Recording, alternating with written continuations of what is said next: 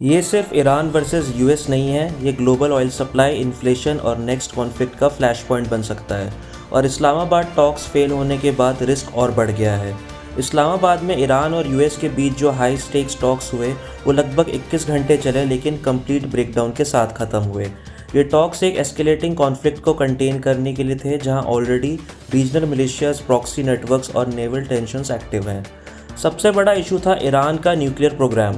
Iran already 60% uranium enrichment तक पहुंच चुका है। वेपन्स ग्रेड लेवल होता है अप्रॉक्स 90%।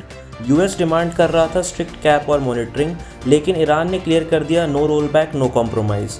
ये वही फॉल्ट लाइन है जहां पे पहले भी डील्स कोलैप्स हुई है। टॉक्स फेल होने के बाद यूएस ने सिग्नल दिया है मैरीटाइम इन्फोर्समेंट स्ट्रेटजी का। ईरानियन शिपिंग पर प्रेशर रहेगा, टैंकर इंस्पेक्शंस होंगे और इंश्योरेंस कॉस्ट स्पाइक होगा। इसका मतलब डायरेक्ट ब्लॉकेड हो या ना हो, ग्लोबल ऑयल फ्लो डिस्टर्ब हो सकता है।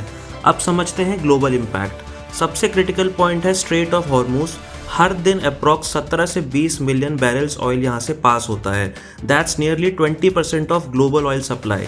अगर यहाँ डिसरप्शन होता है तो ऑयल प्राइसेस ईजिली $100 प्लस पर बैरल क्रॉस कर सकते हैं। और हिस्टोरिकली जब भी हॉर्मुज रिस्क में आता है, मार्केट्स इंस्टेंटली रिएक्ट करते हैं।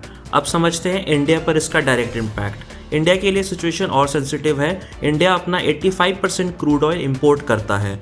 इसका डायरेक्ट इम्पैक्ट पड़ेगा, पेट्रोल डीजल प्राइसेस बढ़ेंगे, इन्फ्लेशन ऊपर जाएगा, रुपी पर प्रेशर आएगा। और जब ऑयल महंगा होता है तो पूरी इकोनॉमी पर चेन रिएक्शन स्टार्ट होता है। ट्रांसपोर्ट, फूड, मैन्युफैक्चरिंग सब अफेक्ट होते हैं। इसलिए ये सिर्फ एक फेल्ड पीस टॉक नहीं है, ये एक energy shock plus geopolitical instability का स्टार्टिंग पॉइंट बन सकता है, अगर ये सिचुएशन अब कंट्रोल में ना आए। ऐसे